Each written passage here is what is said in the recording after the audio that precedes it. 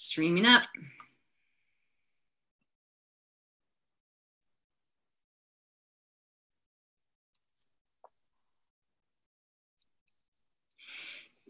Good morning, everyone. Here we are. This is Tamara Fleming, and I'm the author of UPSWING, 80 Mindful Practices to Shift Your Life from Blues to Bliss.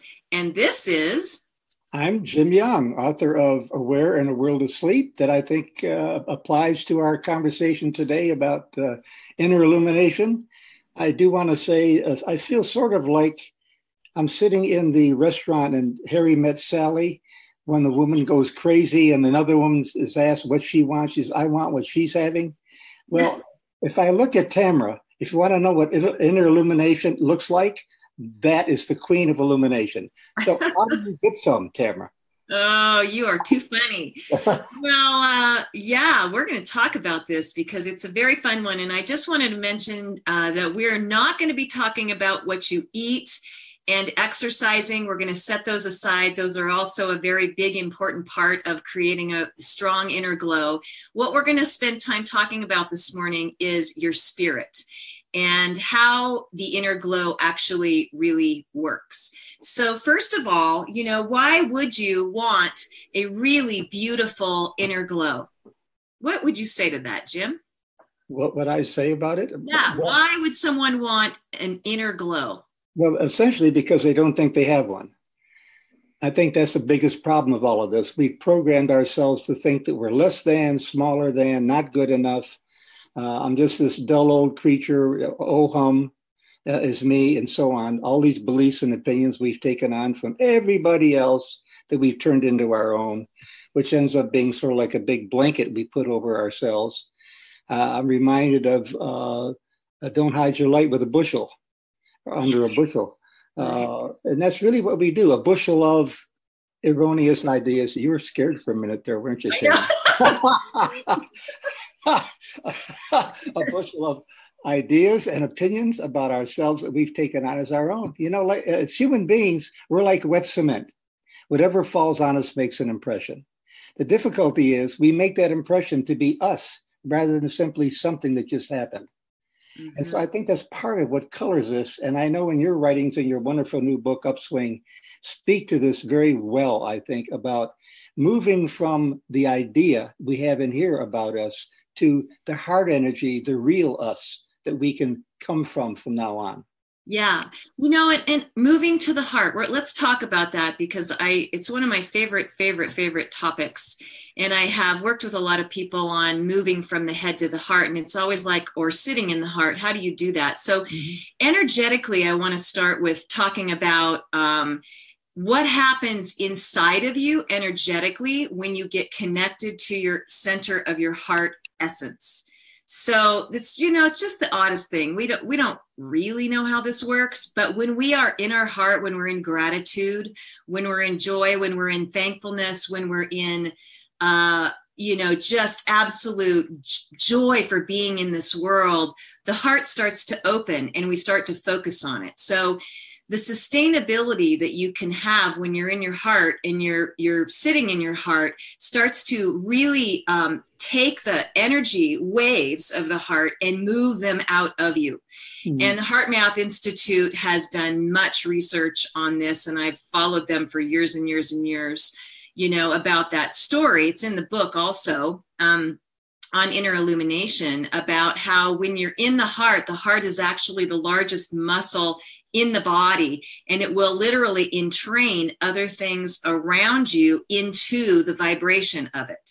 And so when you're around, you know, you think about Amma, who's the hugging lady. Oh, yeah. You think about her love, and people get in her energy field and they feel that, and then they're in the love, and then it starts expanding. So being in that presence of that kind of love is actually sitting within us at all times.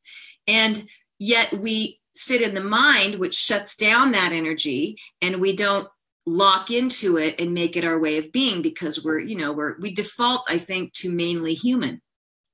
Well, that's exactly right, and it's I think Amma's a good way of talking about that. Her energy is so extraordinary. You just walk in the room and the love that emanates from that woman is palpable. And of course, you begin to feel it in the whole room then. You can't miss it.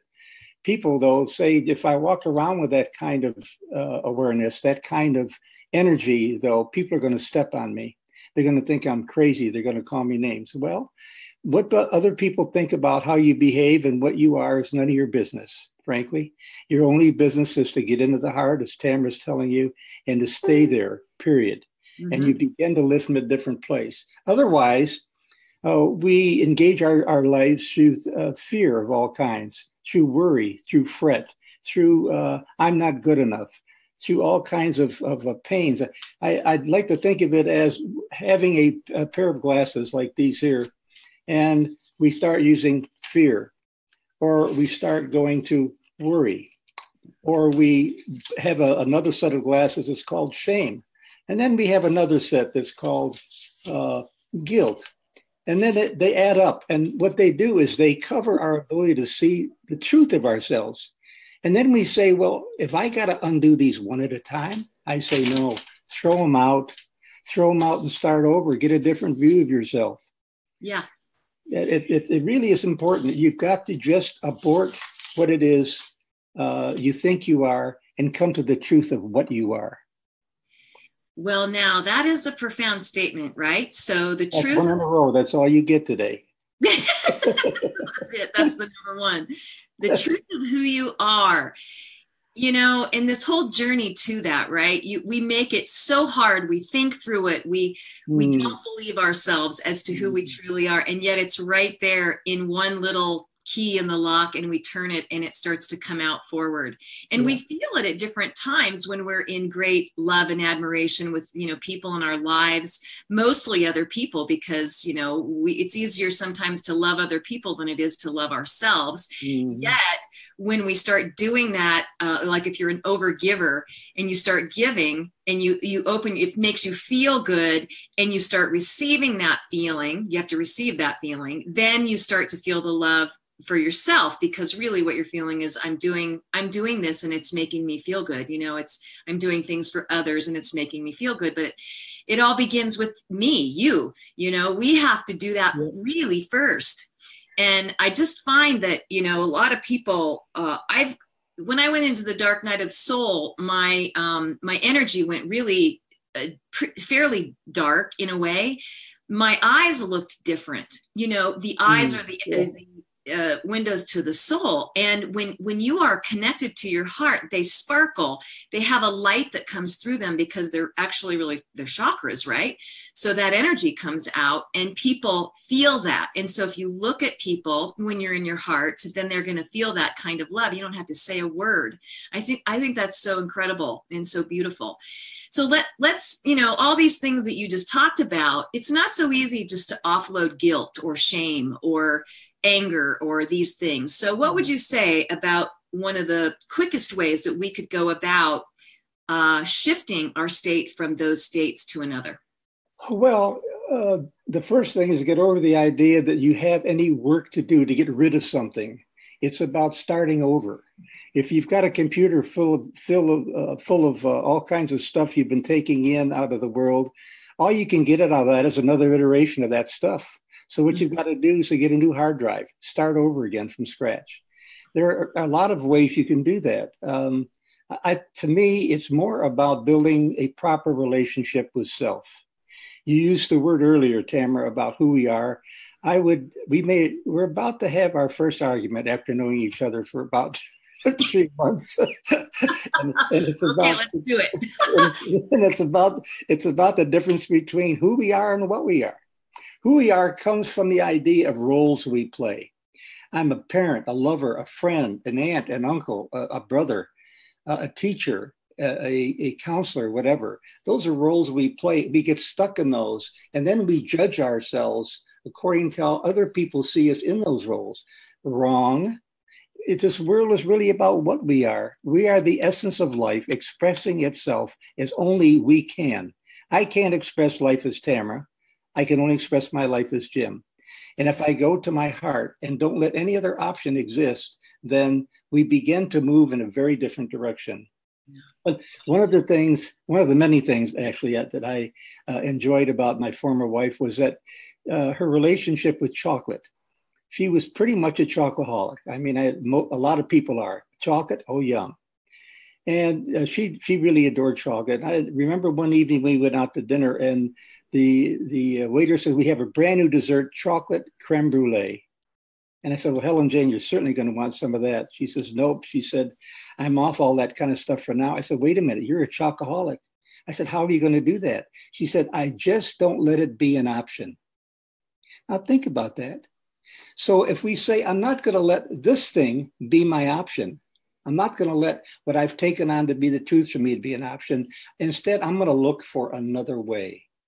Here's one simple way you can start. You've heard the word namaste, Namaste. Namaste for a lot of people says, I see the divine in you. Mm-hmm. I try to take it a step deeper and say there's nothing about you that is not divine. Mm-hmm. Absolutely. The only way I can see that is if I recognize that the same is true about me. So I suggest you take the little packet of those stickies, the little square thingies, and you write namaste on about 20 of them. And you put them all over. Put one on your forehead, put one on your mirror, put one on the center of your driving steering wheel, anywhere you can, on the stove. Certainly every mirror in the house, because a lot of people look in the mirror a lot as they walk by it. Mm-hmm. And when you see namaste, you just say, I am divine and so is all of life. Yeah. I tried that in a presentation several years ago. Well, now about 10 years ago in a Unitarian church setting. And I made that suggestion. And then about 8 weeks later, they invited me back, to my great surprise, to make another presentation. And after that presentation, a young lady came up to me and she said, Jim, there's something I want to share with you. And I said, go for it. I said, what do you got on your mind? She said, you remember the last time you were here and you suggested me write namaste on those little stickies? I said, I do indeed. And I said, did you? She said, well, I'm here to tell you I not only did that, but it's been now 2 months. Every day I've done it. My life has changed like I never would have believed, because I see myself, and now everything, not just everybody, everything around me as divine. Mm-hmm. So if we saw everything as divine, what would trouble us? Yeah, what would trouble us, right? Yeah. I love this conversation because I spent a couple of months in Nepal in my travel days, and the culture there is, it's Hindu, it's a lot of different things, right? It's Tibetan, but namaste and bowing your head is the way you greet each other. I mean, it's like we say hello. It's like that. And it was so reverent. And when the whole culture, and there's just so many things that are going on in a culture like that, that people don't have a lot, and they're very appreciative of what they do have, and namaste. And so there's this grace that happens. And, we started doing that when that word first kind of came into America. We started doing it, and you could feel that it felt good, but it felt a little new agey. But just imagine if we did that now, but had our own word. Like, what would a word be? Like, I see you, or something, English, I don't know. And what if we did that? And what if we just started a movement? Want to? Sure. Oh, yeah, absolutely. Now, a lot of people are so self-conscious that they can't say that. I mean, they get into, I'm going to be judged as being weird or new agey, right? So what I've said when people indicate that to me, I say, okay, let's go beyond fear. Let's just go inside and say it in your mind. You'd be surprised. People do get ESP. Yeah, that's right. Yeah, I mean, if you want to move your lips, that you might get a little craziness there on people looking at you. But it is an important ingredient of our lives. In Lakesh is a way of the Mayans say it, which is saying, I am another you. Isn't that gorgeous? In Lakesh? In Lakesh, yes. In Lakesh, in Namaste. Lakesh. Nice. It's a beautiful, I am another you, which means there's nothing else but this essence of life exuding itself into the world in a passionate and compassionate way. Well, until we have our own word, let's use our words we just used today. And let's wrap this up by talking about again, really, what is the inner glow that we are, that we are? There's no other word to say that. How would you describe the inner glow that we are, Mr. Poet? Oh, yeah, sure. How would I describe the inner glow? It's the us we've always been looking for. It is the truth of our being. It is the essence of life shining brighter than the sunlight, because it is what life is. It is not something that we can put a bushel over. It is not something we can hide except with our mind. So it is our natural, innate state of being. A friend of mine long ago once asked me in the middle of a very strong conversation, strong being, we were both into it.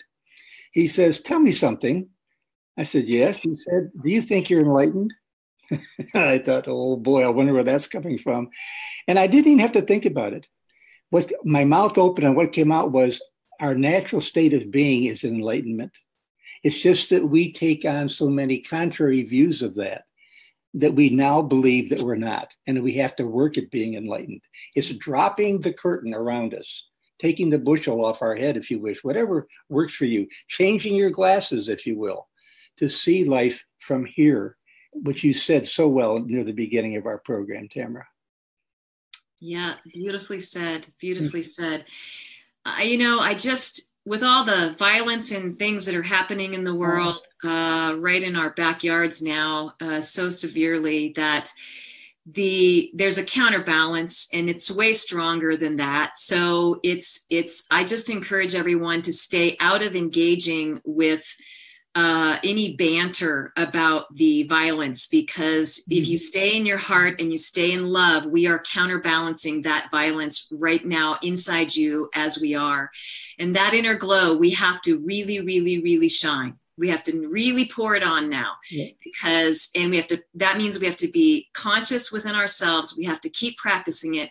We all know we're human. We're not perfect. Every day we face things that pull us out of our light, and that's okay. Just get right back in, just notice it and get right back in that light, and be that love, be love. Woo! Yeah. Here's another quick suggestion about it. All of life, including the things you just spoke about, are opportunities for us, golden opportunities for us to listen for resonance within us. If we have any strong emotional sense about something, what that says to us is that is saying to you, look at that within yourself. Look at your relationship with yourself. Where is it that you're hiding that same thing? For example, with this whole thing with Charlottesville this last weekend, people were on Facebook hating the haters. Mm-hmm. And right. I thought, I want to write them and say, don't you see you're doing exactly what they were doing, a different way? But what that says to me is that they're denying that somewhere in themselves, there's an element of hate. I suspect it would be some element of hate toward themselves. That's why we often judge ourselves far more harshly than anybody else would. And it's sneaky. It's sneaky. Oh, absolutely. The more conscious you get, the sneakier that becomes, right? So catching it, but to also be really gentle. And we just can't say enough, even Sean Mashorer on the Bliss Experiment talked about this.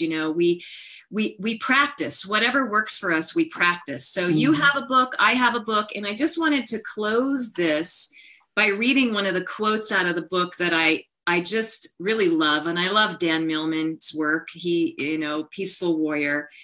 And he says, act as a model for life in accordance with your highest light. More light and more light will be given. Dan Millman. Act as a model for life in accordance with your highest light, and more light will be given. So, and what would you like to close with? Well, actually, I'd like to close by reading this book to you, but I won't, just to suggest that you go to it. But I do have a sheet that I will not read, but a paragraph from, that I found on Facebook yesterday. A Facebook friend, Ruby Naranjo Soto, wrote a magnificently beautiful piece about this very topic, in which she starts out by saying she used to think of herself as shy, unworthy, fat, ugly, yada, yada, yada.